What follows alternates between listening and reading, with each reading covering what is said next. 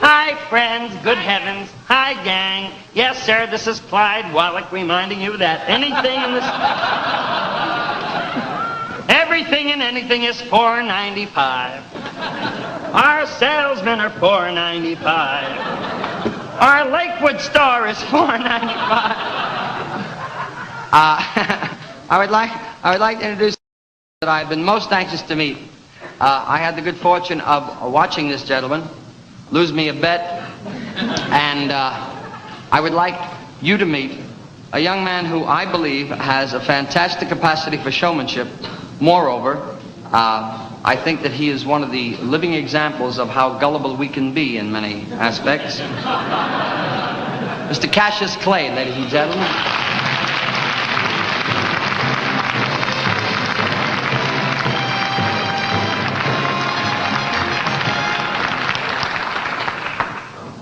Cassius, welcome to the show. Glad to be here. First of all, I want to say hello to Mommy and Daddy and Rudolph and Sammy and Jimmy and Clara and Sharon and the world's greatest rock and roll singer, Miss Dee Dee Sharp, and these are promises I made. And let me see who else is out there. Keep the one about Liston. Yeah, that's I met the Sam promise. Cooke's daughter today, the prettiest little girl in the world. Sam Cooke's daughter. Linda, hi, and everybody, and thank you, that's all I want to say. Well, that's fine. Now I'd like in equal time. Morris.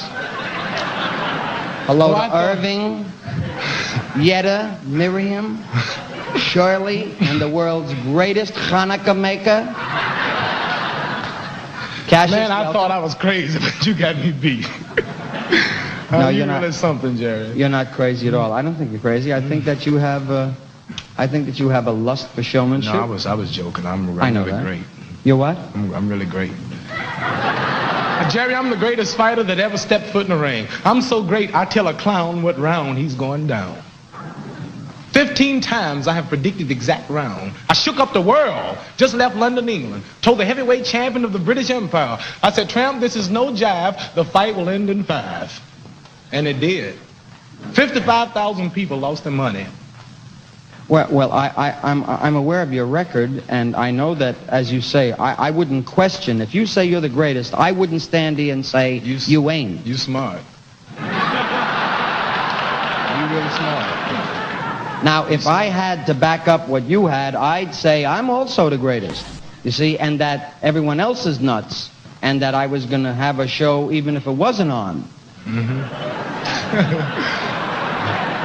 I tell you about the fight. I watched the fight, the last Moore fight, you and Moore. I was in San Diego, which happens to be the greatest little town in the world. It's a community of people. They have communicative ideas, and everybody is like a family there. And I went to the Fox Theater in San Diego to watch you fight. A lot of foxes there. Archie Moore. That was good. A lot of foxes there. Yeah. And I very honestly, I must tell you that I didn't bet on you. I had a bet on Mr. Moore. And I'm sure you're aware. You lost your money, huh? Yeah, I certainly did. Now, if you like to lose your money, be a fool and bet on Sonny.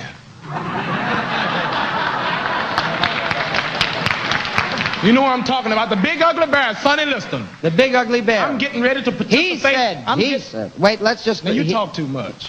You talk so much. Sonny, Cassius said, big ugly bear. I was merely repeating what Cassius said. You see, because I have a faint suspicion that if Sonny was ever mad at me, it would be very much like that day at Normandy.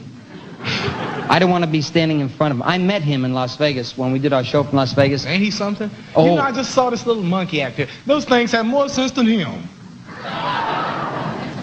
You're I'm real angry. People think I'm talking. People think I'm just a lot of mouth. But I'm getting ready to participate in the biggest fight of all time. More money will be lost that night. This will be the biggest upset in the century of all boxing. Are you going to show up? That's what I want to know. Why would you act like that? What you mean I'm not going to show up? Because... Don't never embarrass me like nuts. that. That's embarrassing.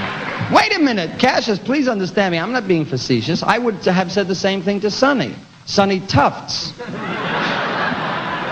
I would honestly not believe Sonny Liston would show up. I mean, between the two of you, I think that there's a great contest involved, and I'm a fight fan. I'm a sports fan all of my life, and I very honestly... If you come to the fight, get there early. I might cut it from 8 to 1. Well, I wouldn't want to be the instigator to giving him this kind of trouble. I'm very happy. I'm a good sportsman. I would like it to come out. Well, forget all about Sonny Liston. I'm tired of talking about him. I don't blame you. I hate him. What? Well, you gonna be there to help me fight him? No, I'm kidding. I don't want to get involved in it. Jerry, don't you think I'm too pretty to be a fighter? Well, you're a little too tall to play June Allison, let's say that. I don't know what you mean. Most fighters... You're a good-looking man, Cassius. And we're talking about your favorite subject, naturally.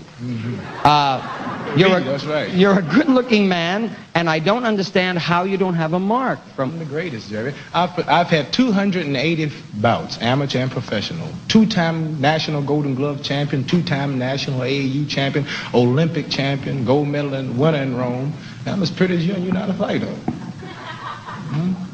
All you do is talk for a living. Well, up to now, I was making a living at it. You do have were you at the Olympics, Cassius? Yeah. What year? 1960. You want me to my match when I met you? You want me to tell you what I think? Now, we're on live television. There's no editing this. You want me to tell you what I think? Well, be cool. You know fool. You went to school. Let me just say this to you. I'm going to say what I think.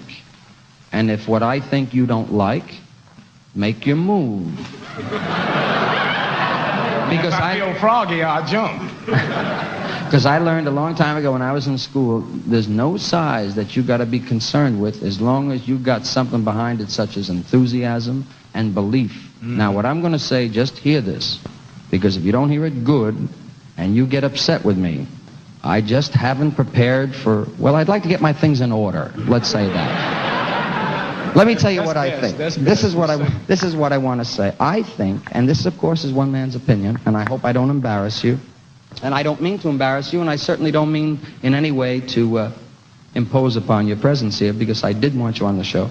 I think you're a big bag of wind. Now, just hear me out. Wait a minute. Hold it a second. I think that one... Bodyguards. Hold it. Let me tell you... Wait, will you sit quiet for 1 minute, Charlie? This is what I'm trying to say. I think, one, you're a fine fighter.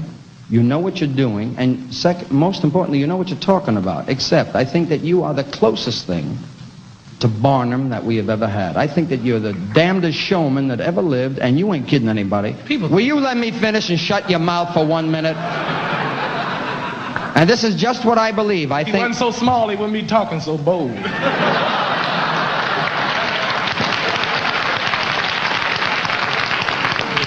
I think that what you have established between yourself and Sonny Liston is probably the most fantastic pre-advance showmanship since Barnum brought the circus to town. And I think that you should be credited for it.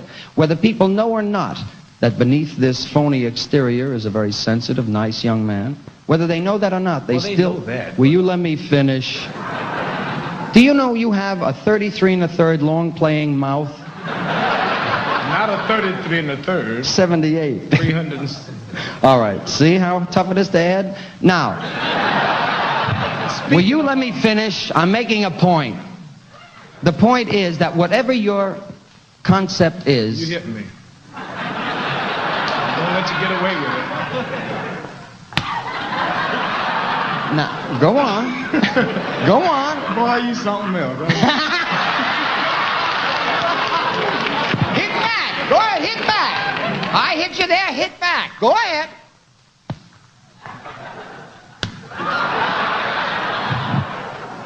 Go on. Please, Jerry, you and our buddies, please, let's don't get started. Please.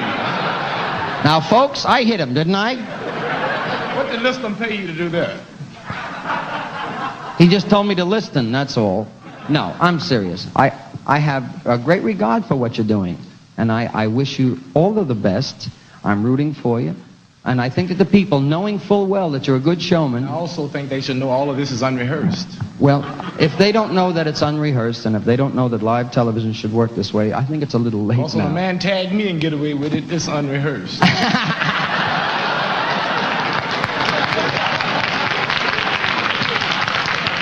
You can bet that I check out who I'm dealing with, and I looked at his eyes, and I found that he adored me, and naturally I wouldn't, you know.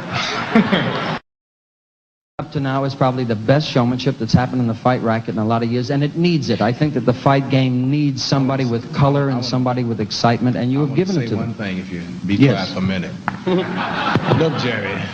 See, people call this showmanship. They say I'm just acting. It's just a gimmick. But how could I pop off for 5 years, predict these things? 15 times I predicted the exact round. I'm not denying that. Well, I mean, it's not just showmanship. Wait a I minute. back it up. Wait a second. See, I'm not talking for my health. I'm talking for my wealth. Well, I must say this, that as the poet laureate of the United States, I don't know whether that's important or not. The important thing is that I said nothing about your capacity. I said nothing about your being capable of following up what you said. Because that goes without saying. Because I think that to put away the people you've put away, you've done it in fine fashion, and you have to know what you're doing. And You in can't- poetic fashion. Yeah, wonderful. Sit back for a second, will you? I'm still talking. All right. Okay. Now, the point I'm trying to make is that I'm talking about the approach to your ability. I got you. Now, many of us have capacity, and yet there are different ways of approaching it. You have approached it from a very, very theatrical, very bright standpoint. Now, had you not been able to back it up, you'd be in big trouble. But you've been able to back it up, so I'm merely complimenting you. That's all. right. And what now? You know what happens after a compliment? The best thing, I had this here for you. Just light it, sweetheart. The best thing to do after a compliment is to say thank you. You up.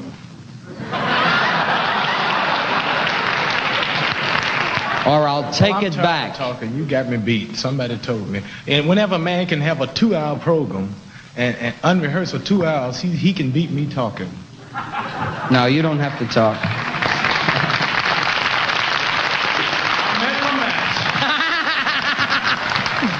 Cassius, please forgive us for going away for a moment. We'll be right back. We have a commercial, ladies and gentlemen, from Coldwater All. It's very interesting. It's the first time in the history of the world that this happens. Watch this. Here we are, friends, with Instant Humble. Mr. Cassius Clay, ladies and gentlemen.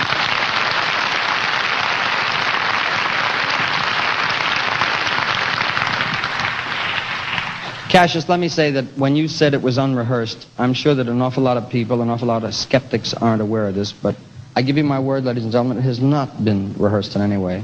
And you're holding a book, and that's what I want to know about. Big surprise for you and Phil Foster and everybody. I have some special poems just for you and your show. You have. Would you like to read them for us? If you let me. Wait. Well, there's one there for Foster, you. yeah, I have a poem for you too. Wait. If you think I hit, wait till you feel this. You don't mind if I sit over here? And not for any other reason except that I gotta get over there, right? Sorry, buddy. I know the joke. I knew the joke. I've been listening to both of you over there, you know. You came out with a big line that he's a bag of wind, and you've been trying to top him right along that for no reason at all. I want to ask you one question. You and I were both together on a show one night with Johnny Carson, right? Yeah, I thought I recognized you. Yeah, you recognize me. Thought I recognized you. Yeah. Wait till you hear the rest of it.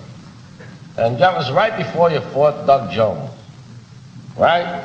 And I said you're going to have a big trouble with him. And you said, I predicted, and I'll take him. I did it. But you didn't take People him. say I missed my prediction because the fight went 10 rounds. Right. First I said Jones in 6. Right. Then I said Jones in 4. 6 and 4 is what?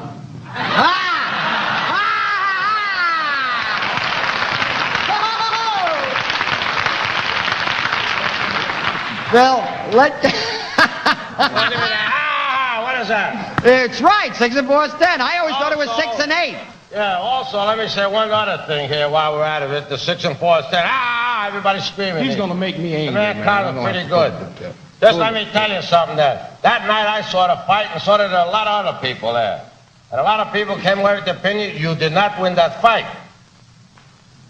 What did the judges And I'm one of them. Well, Phil. Well, I've got to tell Well, the do truth. something about it. I'm What you trying to gonna get a rematch before listening gets you. A rematch Dreamed with you Jones? did, you would apologize. If you dreamed it. Wait, Dreamed what? may I intercede? Listen, You got to fight Jones again. Oh, man, you ain't in no shape. What you talking about? let him read Feel it it. out, Let me but read my don't bend poems. I'm before I get angry. Let me it. read. Feel the arm, but don't bend it. Phil, you're going to antagonize him and... Watch it. Easy now. Easy. Look, ain't that awful? Look at the size. Not the All size right, of your I head, think a but- little of my vanity's coming out. Go ahead, baby. Cool it. Pretty tough, Jerry. You really... John. I heard you. Come on, read the poem, Cassius. Hey, what Right over there. If you'll step over there. You mean you have a special setup? It's all set up for you. Oh, that's good. Mr. Cassius Clay will now read some of the writings that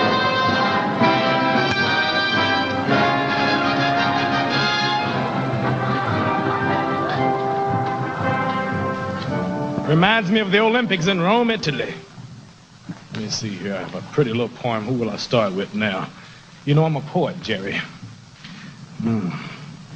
This poem is entitled, My Modesty. Lately, I am more modest. I can honestly say, I now mention my greatness only 5 times a day. While perfecting my punches, which is smooth as a piston, I take time out each day to feel sorry for Liston. And to think what a beautiful world this would be if there were just less of him and about 10 more of me.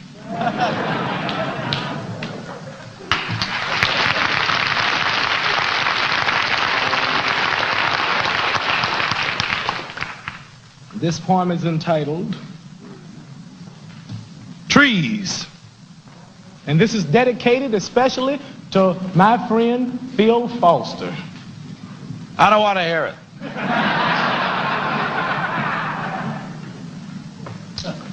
All Mother Nature's energy, no matter what it may cost her, couldn't possibly produce a tree as handsome as Phil Foster. His romantic appeal is world-renowned. His virility is atomic. I'm the Shakespeare of the boxing world. He's the Casanova of the comic.